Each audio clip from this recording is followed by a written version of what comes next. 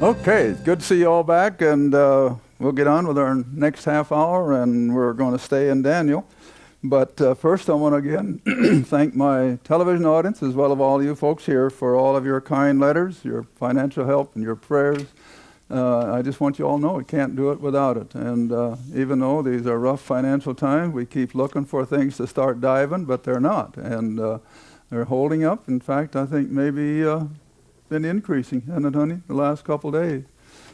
You can't imagine the box of letters we've had each day the last 2 days. So thank you out there in TV land, how our hearts go out to you. And again, we always are mindful of those of you who write that you're fighting disease of one kind or another, or financial problems, and we cherish taking those requests into the throne room. We really do. All right, for those of you here in the audience, we'll go back for just a moment to Daniel to just pick up what's on the board, that we're in book number 80. And I don't know how many of these programs will continue through Daniel, but we'll take it as it comes, verse by verse. And so if you'll come back with me to Daniel chapter 1. And I purposely deferred a couple things because I didn't want to have too much introductory stuff, but I've got to get it in someplace. So what I think I'll do is come back now to chapter 1 and verse 1. I think that's really all we need. Why, when Israel was so connected to their God, why did he permit these pagan Babylonians to come in and do battle with them? Well, there's going to be reasons, and I'll show you in just a minute.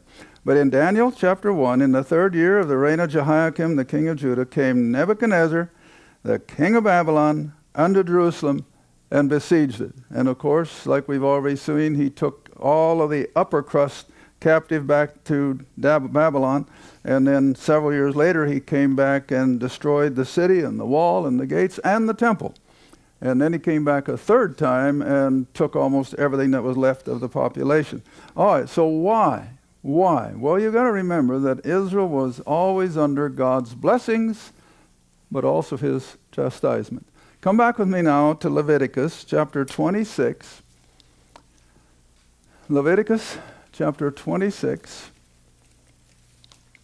And this is a twofold prophecy. Now this took place the first time, like we've just seen now, with Nebuchadnezzar coming and taking the people of Israel captive. It happened again when the Romans came in 70 AD, and they didn't just take them back to one place, they scattered them from one end of the world to the other. But it was still 2 of the dispersions that were in Israel's future. All right, the first one, the one where they went to Babylon. Leviticus chapter 26, 32 and 33. But it's a valid prophecy even for today. And I use it whenever I speak of the times of the signs, or the signs of the times, how that this is already fulfilled with Israel back in the land. But you got to remember that it was originally directed to Israel with regard to 600 BC, because Leviticus is way back in the time of Moses.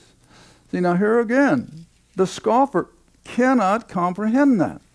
Now, here way back, hundreds of years before the fact, Moses is predicting this Babylonian captivity. And then get a little closer to it, Isaiah predicts the name of the emperor that will send them back. I mean, that's what's all so unique about Scripture. You know, I heard one of the major commentators the other day interviewing one of the major scoffers of right-wing television. And I don't like to use names. I don't want to get in trouble if I can help it. But the guest said, now, wait a minute. He said, you are always condemning this network. Have you ever listened to it? No way. Well, how can you condemn something you've never listened to? Isn't that right? Sure. Same way with this book. Do you know that 99 out of 100 people who scoff at this book have never read one verse of it? All they go by is their gut feeling and hearsay, and all I tell people, listen, just realize how intrinsically, I used the illustration way back in one of the first programs 20 years ago.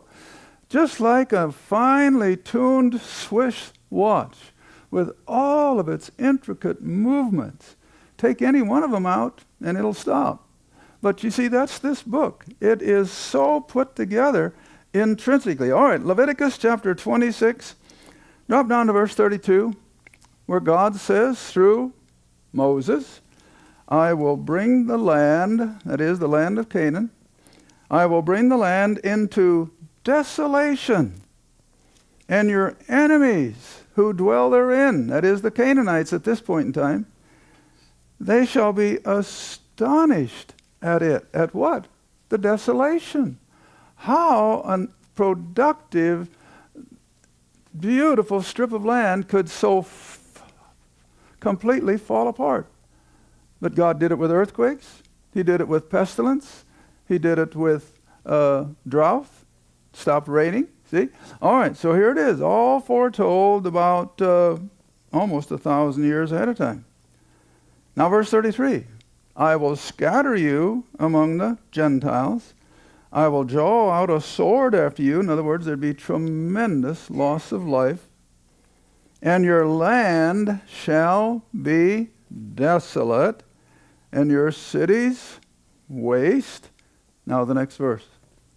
Then, when Israel is out of the land and everything is destroyed, then God says the land, the promised land, the land of Canaan, shall enjoy her Sabbaths. Well, what was the Sabbath in Israel's history? They had to leave the land fallow every 7th year, from the time that they came in under Joshua. Leave it fallow. I'll give you enough extra on the 6th year and the 1st year that you won't miss it.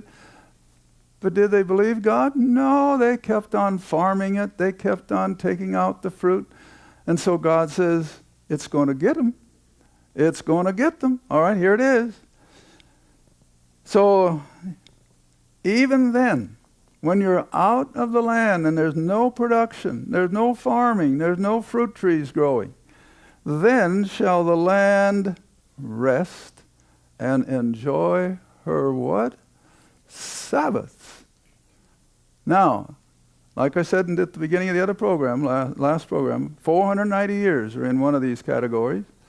And 490 years, Israel never gave the land the Sabbath rest. So how many years did it owe God? 70. 70 times 7 is 490. All right, so God says, I'm going to get it. And so he permitted these pagans to bring destruction into their country, to take them out captive, so that the land could enjoy its made-up Sabbaths. 7 years into 490, and every 7th year. All right, now there was a second reason that Israel was so guilty. Who wants to guess? What was their problem? Oh, come on. Idolatry. Oh, they had a pagan god under every green tree. And the temple was still operating, but that didn't make any difference. They were still worshiping all the pagan gods and goddesses. Unbelievable. I still can't get over it as often as I've read it and taught it, how these people, brilliant they were then just like they are today, and yet so ignorant that they would worship idols of gold and silver and stone and ignore the God of it. It's unbelievable. But they did. All right, turn with me now to Jeremiah. Jeremiah chapter 44. And we'll see how this becomes part of the problem. And this is why they hated Jeremiah so horribly that they threw him into a dungeon, you know. Jeremiah 44, dropping in at verse 15. Jeremiah 44, let's drop in at verse 15. Now this is hard to comprehend, and yet it's exactly what the book says. It describes it so perfectly. Now even the book of Hosea, what was the problem? They were following after all these pagan gods. Those of us that were up in Israel just the other day, up in the northern part, we saw the old altar of Dan. The first tribe to go into abject idolatry. They found the whole thing now, the altar and everything, and under dirt for all these hundreds and hundreds of years. But just to prove that the Bible was not kidding, Dan was the first to go into idolatry with all their pagan immorality. See? All right, Jeremiah 44, dropping in at verse 15. Then all the men who knew that their wives had burned incense unto other gods, And all the women that stood by, a great multitude, even all the people that dwelt in the land of Egypt. Now, there are a lot of Jews that ran down to Egypt to escape Babylon. All right, and that dwelt in the land of Egypt. In Pathros, they answered Jeremiah. Now, look what their response when Jeremiah accuses them of their idolatry.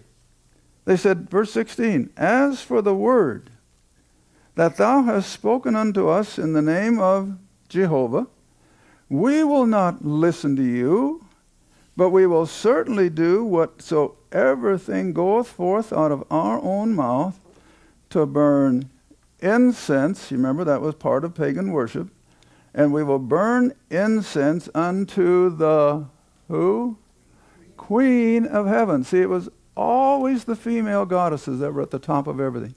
And they would send these people into the most abject immorality.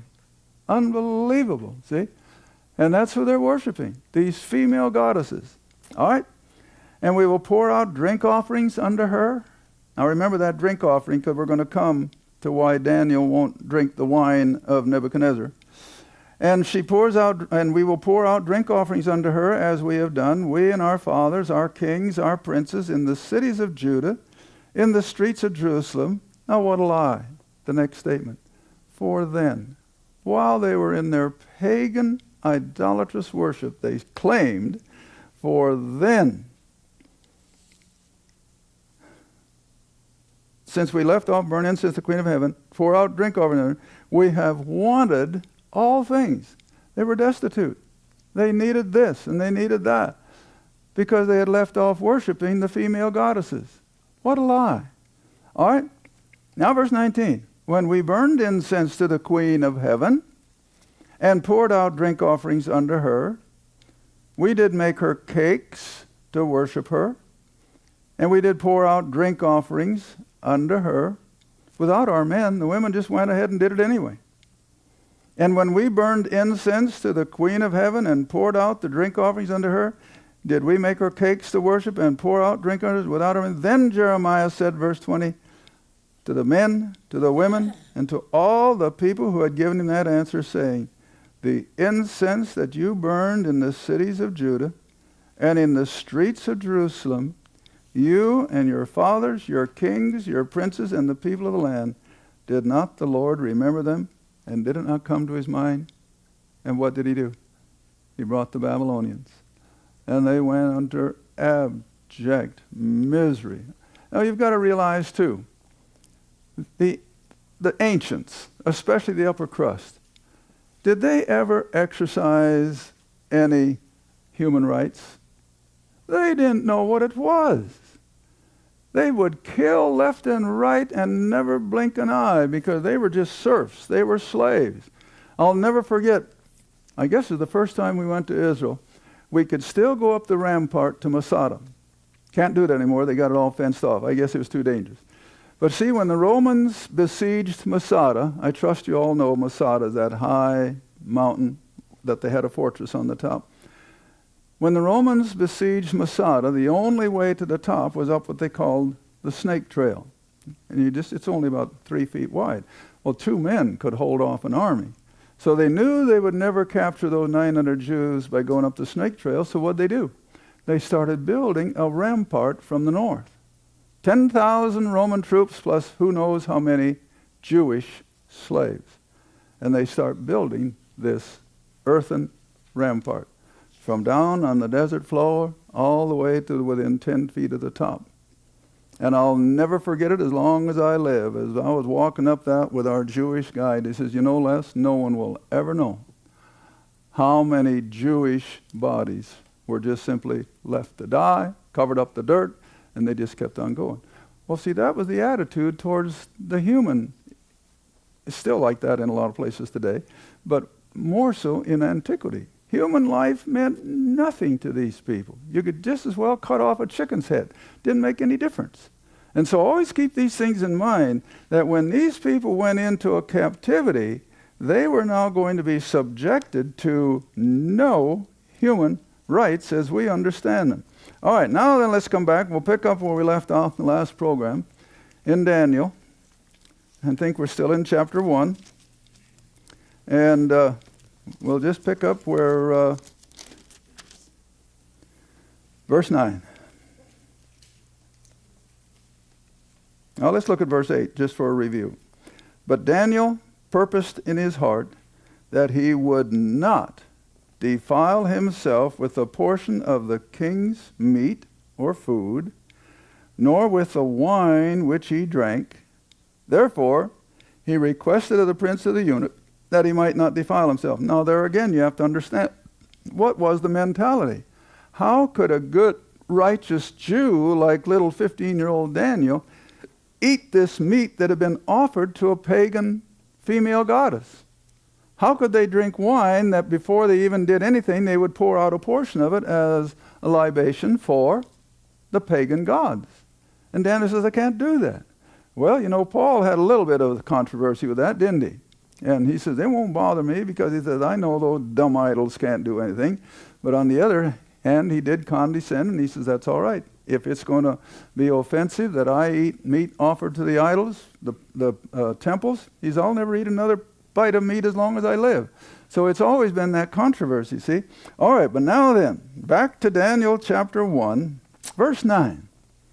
Now God had brought Daniel into favor and tender love with the prince or the top man of the eunuchs. Now, does that ring a bell? I'm going to use two scriptures. Turn with me first up to Romans. Up to Romans.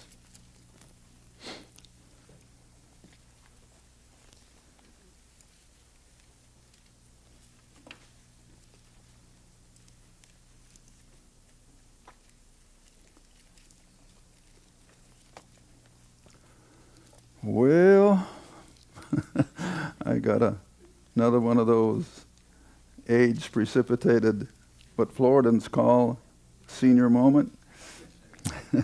I know it's in Roman, but I've forgotten my reference. Can you believe that?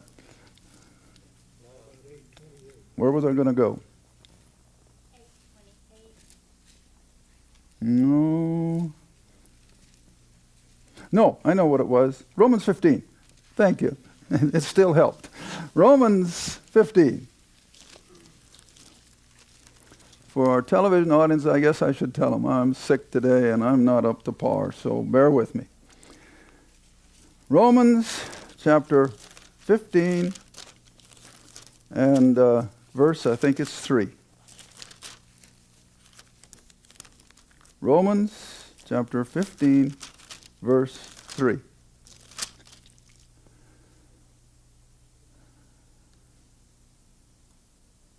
No, it's verse 4.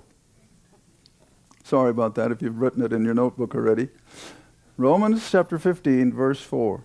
Now this is the Apostle Paul writing to us.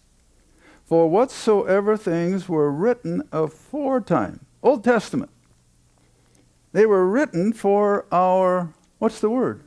Learning, not doctrine. You don't find the plan of salvation in the Old Testament. You won't find the Christian walk as we experience it in the Old Testament. That was all law. That was Israel.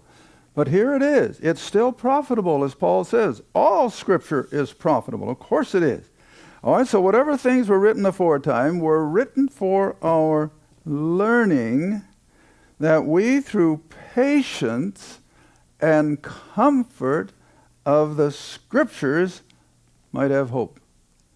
Now, take the young lad, 15 years old, down in a foreign country, in a foreign palace, where any slip of the tongue, his head is off. Don't you imagine he was homesick for Jerusalem? But did Daniel ever turn against his God? Never. All right, another one I like to look at is Joseph. I think rather than going back and read it, you all know the account of Joseph. My goodness, the young man too. Probably in a late teen situation, and his brothers connived against him. And first they were going to put him to death, and then they thought better of that, so they threw him in the pit. And what do you suppose old Joseph is thinking about now? Is this all part of God's doing? And that's typical. I mean, we're all human. They were too. All right, then he ends up in the house of Potiphar, and he gets put in the slammer because she falsely accused him or propositioning her. And how long was he in prison? I think about 10 years. Well, now for 10 years in an Egyptian prison was not a Sunday school picnic. It was like a dungeon. But did Joseph ever give up? No. No. And the day finally came when God put his thumb on Joseph, and by a supernatural turn of events, Joseph becomes the second man in Egypt and becomes the sustainer then of his own family. All right, now come back to Daniel the same way. Daniel now is there because of who he is. He's a believer. He's a Jew. And yet he never relinquishes his faith in the God of Abraham. He never gives it up. See? All right. Verse 9. Now God had brought Daniel into favor and tender love with the prince or the head of the eunuchs, which of course Daniel is now, remember. That's the first thing they did. Even as a young lad, they neutered him. And so he's a eunuch. But he never stopped trusting the God of Abraham. All right, now in verse 10. And the prince of the eunuchs said unto Daniel, I fear my lord the king, who hath appointed your food and your drink, for why should he see your faces worse looking than the children who are of your sort? In other words, Daniel, I've got to keep you looking as good as the Babylonian kids, or my head is off. And so Daniel says, sorry, but I don't need your Babylonian rich food and drink. You can bring me, what's the word in the King James? Pulse. Now the best way I can explain pulse is Gerber's baby food. Am I right? Pretty close. It was strictly vegetable. It was ground to where it was just a mush. That was pulse. And that's all Daniel wants for himself and his three friends, see? All right, come back to the text. Verse 10, the last part. See, like I just said, they thought nothing of cutting somebody's head off. And so he says, your faces will be looking worse than the children which are of your sort. Then shall you make me endanger my head to the king. What's he talking about? Beheading. That's nothing new for the Middle East. It's been there for centuries. See? All right. Now look what Daniel says. Verse 11. He said to Melzar, whom the prince of the eunuchs had set over Daniel, Hananiah, Mishael, and Azariah, prove or test thy servants, I beseech you, 10 days, and let them give us pulse, Gerber's baby food, for 10 days, and water to drink. No wine, just water and pulse. Then let our countenances be looked upon before thee, and the countenance of the children that eat of the portion of the king's food, and as thou seest, deal with us. If we start looking pale and impoverished, and you can profit by getting rid of us, go ahead.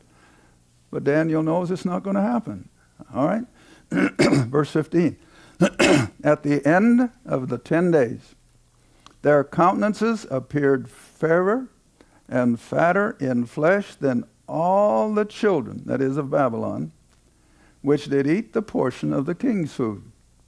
Thus Melzar took away the portion of their food and the wine that they should drink, and gave them pulse, just a ground-up vegetable.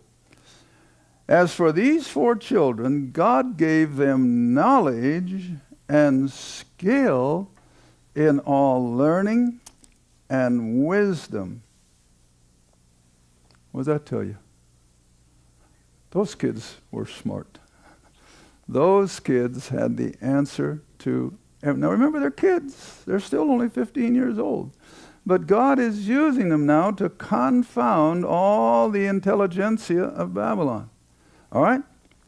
And so, verse 10 again, 20 again, in all matters of wisdom and understanding that the king inquired them, he found them, these 4 Jewish lads, 10 times better than all the magicians and the astrologers that were in all his realm, from one end of the empire to the other. He couldn't find anybody who could compare with these 4 Jewish lads. Now verse 21, and I'm going to have to wind this up.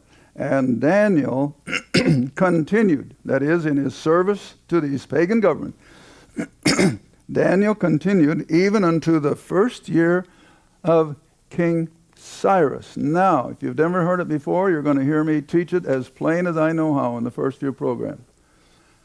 Who was King Cyrus? Well, he was the king of the next empire coming, the Medes and the Persians.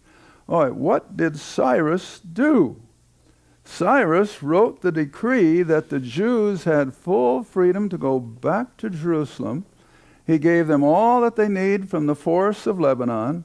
He gave them absolute protection as they traveled so that they could rebuild the temple and rebuild the city of Jerusalem and get things cranked up and going for next great event, which was what?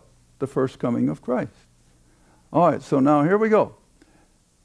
Nebuchadnezzar took Daniel down into Babylon in the first year of Nebuchadnezzar's reign. And so Daniel covered the whole scope of the 70 years of captivity. He was already 12 or 14 when he went down there. So how old is he? 80. And then he goes, have I got time? Yeah, I think I got time. Goes to the last part of Daniel.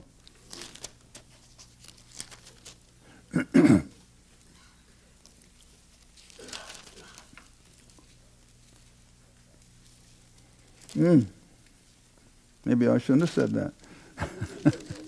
But anyway, he's going to stay in his place of authority until long after Cyrus sends the decree to send the Jews back.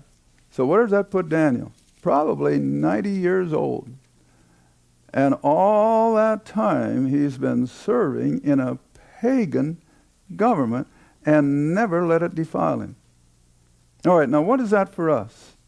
That's what Paul means, that all these things are written for our learning, and they're written for our profit.